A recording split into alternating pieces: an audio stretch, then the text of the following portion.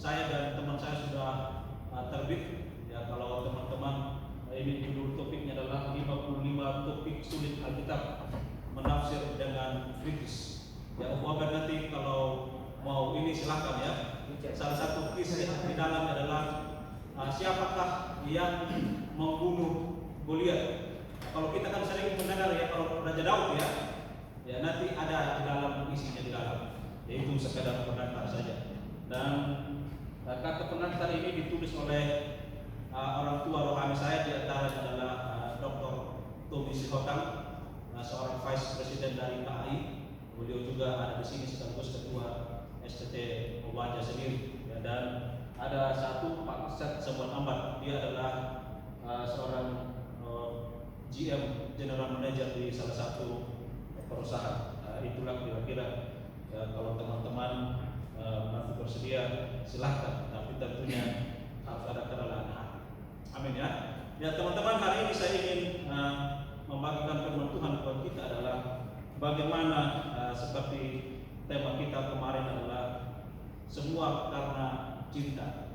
Ya artinya lebih kepada hari ini lebih kepada cinta kasih Tuhan kepada kita.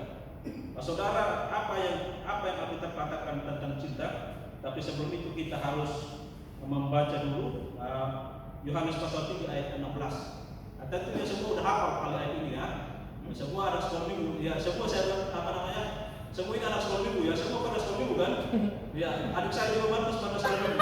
Ya, senior dulu ya, rajin dulu ke gereja. Ya. Yohanes pasal 3 ayat 16. Adakah yang bisa membantu saya langsung menghafal? Ya, oke, silakan adik. Karena begitu besar kasih Allah akan dunia sehingga Ia memberikan anaknya yang tunggal supaya setiap orang yang percaya kepada tidak binasa melainkan oleh hidup yang kekal. Amin. Ya, itulah memang dia dulu kalau saya lihat semua berarti dari tampangnya ini mungkin dulu rajin ikut cerdas cermat. Ya, dia CCA itu istilah kita dulu kan, cerdas cermat Alkitab.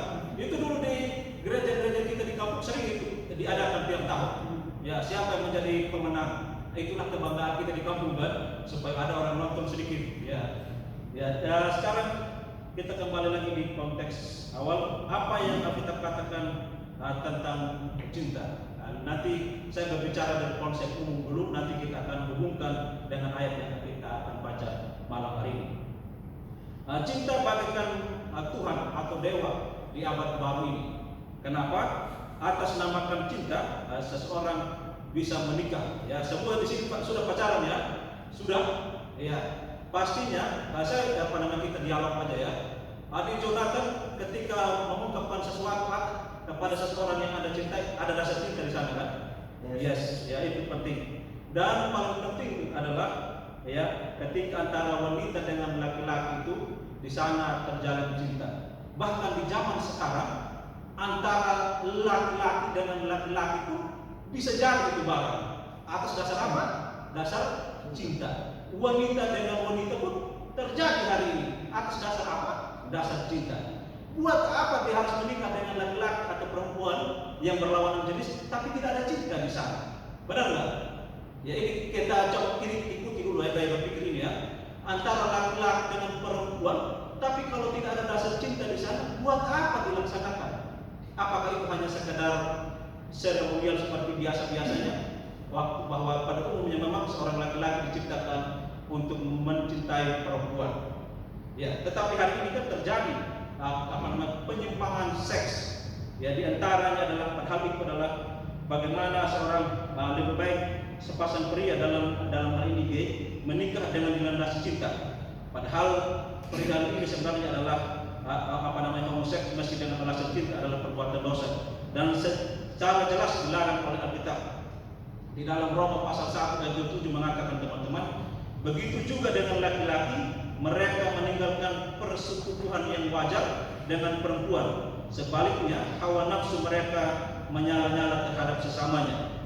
Laki-laki melakukan perbuatan-perbuatan yang menyenangkan dengan laki-laki dan menerima dalam diri mereka hukuman atas kesesatan mereka. Saya akan cukup terkejut ketika Presiden Amerika yang ke-46 atau 45 ya, Joe Biden, 45 atau 46 ya, 46 ya. 46 ya. Bagaimana dia memperkenalkan menterinya, ketika menteri itu memperkenalkan dan dia memperkenalkan suami istrinya. Ya, aku pun nggak tahu apa istri atau suaminya, pokoknya cowok sama cowok. Tapi itulah realitas dunia hari ini, di mana dunia yang semakin rusak. Bahkan kalau teman-teman, saya nanti kita cek bersama, Cak Nur pernah bilang di dalam di dalam ceramahnya dia bilang gini dengan kisah. Kalau kita orang semua pasti kenal seorang sastrawan hebat bernama Umbulan Perangi, ya kan? Menurut tradisi dia tidak pernah menikah karena saking cintanya kepada sang perempuan itu. Nah, ini nanti kita coba telusuri. Aku kan hanya dengar ceramahnya, nanti kita telusuri bersama. Saking dia mencintai seorang perempuan itu, dia tidak rela menikahinya dengan alasan takut suatu saat nanti dia dia sakit. Wow, ini dalam lagi ini ya. Dia saking cintanya, dia tidak mau menikahinya. Ya, berikutnya adalah ada lagi orang yang bekerja keras dengan ingin membuktikan bahwa dia mencintai. Misalnya begini, adik Obed ini ada orang yang dia cintai, tapi mungkin antara dua, ditolak atau yang kedua dia belum menyampaikan isi hatinya kepada seorang perempuan tersebut. Tapi dia ingin membuktikan dengan cara yang berbeda. Ya, seorang sastrawan hebat bilang begini, Anda bekerja keras itu sebenarnya dia bilang karena Anda ingin menunjukkan sesuatu kepada orang tersebut, orang yang pernah Anda cintai dulu. Apakah benar atau tidak? Tanyalah kepada hati nuranimu. Ya, apakah benar atau tidak? Itulah tren demi cinta. Seorang filsuf mengatakan cinta itu sama tuanya dengan sejarah manusia.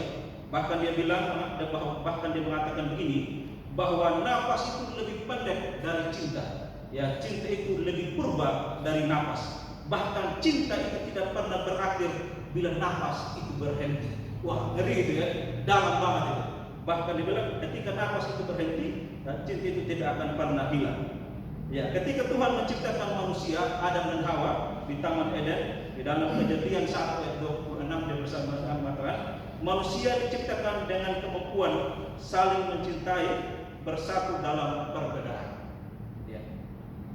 Cinta adalah kekuatan yang mempersatukan manusia dalam perbedaan dan keunikannya. Sebagai laki-laki dan perempuan, cinta tidak dirancang oleh Tuhan untuk saling memisahkan, tetapi cinta dirancang oleh Tuhan untuk saling mempererat hubungan kita satu dengan yang lain.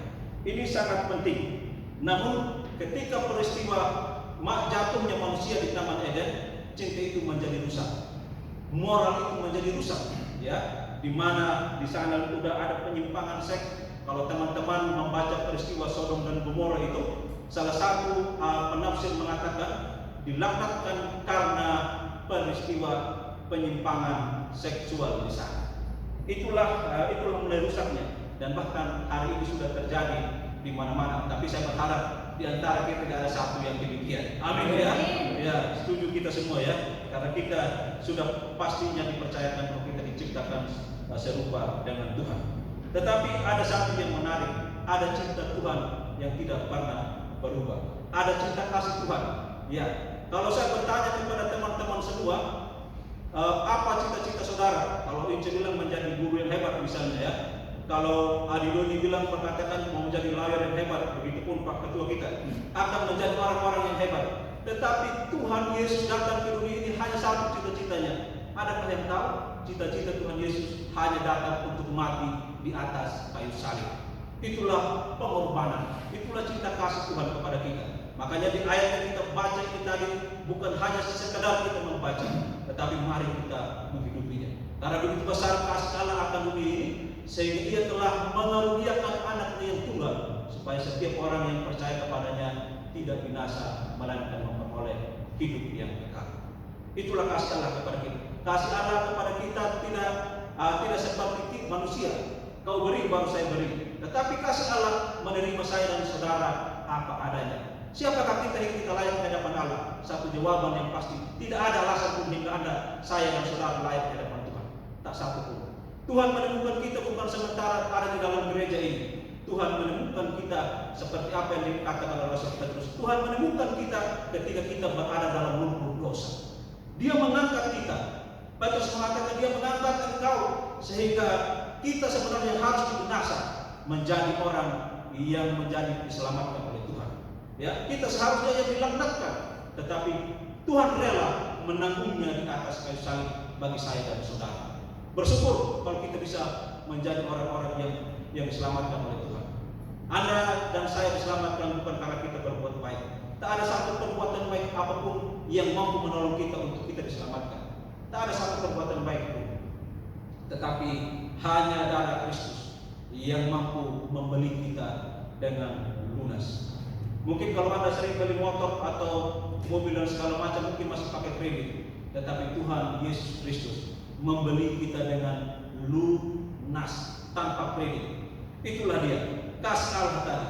Kasih Allah inilah yang membuat kita harus bersemangat, ya, harus bersemangat. Itulah juga kita ini anak-anak muda di tempat ini, terapkan kasih Allah itu. Jadi kalau kau menolong orang lain, jangan karena kau melihat ada apanya, tetapi menolonglah sesama kita apa adanya, dan menolonglah siapapun karena kita melihat Tuhan sudah menolong kita. Amin ya. Ini yang harus kita lakukan karena Tuhan sudah menolong kita lebih dahulu. Ya, itulah sebabnya kita harus memperlakukan orang lain. Ya, makanya kalau kita berkumpul di tempat ini, kita menghargai karya Tuhan di atas kayu salib. Ya, karya Tuhan di atas kayu salib yang begitu baik di dalam kita. Cinta sejati hanya ditemukan di dalam Yesus Kristus. Dia datang dari surga hanya untuk mati, karena dengan kematian dia dapat menanggung dosa kita umat manusia yang jatuh ke dalam dosa. Oleh karena itu, apapun yang kita lakukan, marilah kita meniru Yesus Kristus. Lakukanlah dengan cinta kasih. Jangan ada hal lain. Ya, kadang-kadang kita kan, kalau kadang kita membantu seseorang, ada niat yang terselubung. Tapi saya berharap di tempat ini tidak ada. Kalau membantu orang, membantulah karena kita sadar karena Tuhan lebih dulu membantu kita. Ini yang sangat penting di dalam kehidupan kita harga besar. Lakukanlah yang terbaik. Apa yang bisa kita lakukan di dalam pekerjaan Tuhan? Tak ada satupun yang bisa menggagalkan itu kalau kita berjalan bersama dengan Tuhan. Ada banyak hal yang kita lakukan. Kenapa saya percaya teman-teman ada di tempat ini? Karena kita punya kerinduan yang sama untuk beribadah, bersekutu dan mencari Tuhan. Sehingga ketika kita melakukan segala sesuatu, kita ingat bahwa sudah waktunya kita harus melayani Tuhan dengan sungguh-sungguh atau beribadah dengan sungguh-sungguh. Karena mari lamanya kita sudah bekerja, dan pada hari sekarang ini marilah kita beri hati kita untuk beribadah kepada Tuhan. Ya, beribadah kepada Tuhan untuk apa? Untuk supaya kita iman kita diteguhkan lagi, sehingga ketika ada badai pergumulan menimpa hidup kita, kita tetap percaya bahwa Tuhan, kasih setia Tuhan itu tidak akan pernah meninggalkan kita. Makanya pemazmur berkata, apabila kita jatuh tak sampai tergeletak, karena ada tangan Tuhan yang menopang kita. Ya, masa depan apapun yang kita pikirkan, percayalah Tuhan sudah ada di dalam kedaulatan Tuhan. Bahkan Alkitab mencatat, jauh sebelum Anda ada, Tuhan sudah memilih Anda dan menetapkan kita semua. Itu karya Tuhan yang luar biasa. Ya, karya Tuhan yang luar biasa. Kita pun belum ada di dunia ini, Tuhan sudah memilih dan menetapkan kita untuk menjadi anak. Oleh karena itu, ya, kita sekarang sebagai saksi Kristus, lakukanlah kitalah ini. Saya ulangi sekali lagi, kitalah ini Injil yang terbuka. Ya, Injil yang terbuka yang dapat disaksikan dan dibaca oleh semua orang, sehingga lewat hidupmu ada terang Kristus di dalamnya. Ya, kan tidak mungkin lagi Kristus datang. Kalau Kristus datang kedua kali berarti selesai dunia ini. Tapi sekarang Tuhan memakai kita. Katakan pada diri kita masing-masing, Tuhan memakai saya. Ayo 1, 2, 3, Tuhan mau memakai saya. Supaya apa tujuannya? Kitalah sekarang saksi ini. Waktunya lah sekarang kita bergerak, ya, menjangkau mereka yang harus kita jangkau, yang belum mengenal Tuhan, atau mungkin mereka sudah menjadi Kristen tetapi menjadi Kristen KTP. Jangan teman-teman, sekali lagi jangan senang kalau Anda sendiri masuk surga, ya, tetapi doronglah siapapun teman-teman kita, ajaklah mereka, karena kitab Yeskiel mengatakan begini, kalau kita tidak memberitahukan mereka tentang hal yang baik, maka Tuhan meminta pertanggungjawaban dari kita. Oleh karena itu, marilah kita mendorong mereka. Tetapi ketika kita membawa mereka, memberitahukan mereka tentang Kristus, mereka tidak mendengar, Itu tidak ada lagi urusan kita. Urusan kita sudah selesai. Kita hanya menyampaikan apa yang seharusnya kita sampaikan. Ya, kita tahu sendiri, ya, kita tahu bahwa hati-hati di dalam pergaulan kita sebagai anak-anak muda. Pilihlah cinta kasih Tuhan itu dalam hidup kita. Jangan memilih cinta yang lain. Ya, jangan pernah memilih cinta yang lain. Karena hanya Yesus Kristus yang mampu menjamin kita. Mungkin sekarang kalau kita kuat, ya, kriteria mungkin misalnya nih kalau dia si adik Jonathan ini sudah menikah, mungkin kalau dia masih muda, mungkin masih kelihatan tampannya. Tapi kalau 3-4 tahun setelah menikah, udah beda lagi kan? Ya kan? Mungkin udah gak ada rasa. Tetapi Tuhan mengatakan dia tetap mencintai engkau apa adanya. Ya, orang lain mungkin kalau kita bertanya kepada teman-teman yang lain atau kepada cewek-cewek ini pasti dia bertanya, minimal ketika dia mencintai seseorang ada kriteria yang harus dia pilih. Di antaranya adalah yang pertama dia ganteng, yang kedua dia bekerja keras misalnya, ya, atau ketiga dia lucu, ya misalnya. Tetapi Tuhan menerima kita apa adanya. Itulah Tuhan kita itulah Yesus Kristus yang kuberitakan malam hari ini. Tidak ada yang lain. Yesus Kristuslah yang dipermuliakan di atas segalanya. Oleh karena itu tugas kita sekarang ini adalah mewartakan, memberitakan siapa Yesus itu kepada siapapun. Beritakanlah lewat apa? Lewat perkataan, lewat teladan hidup kita. Jadilah teladan dimanapun engkau berada. Jangan pernah merasa bahwa engkau masih muda. Di dalam nasihat Paulus kepada Timotius berkata, jangan seorang pun menganggap engkau rendah karena engkau muda, tetapi jadilah teladan dalam perkataan, dalam ucapan, dalam tingkah laku kita.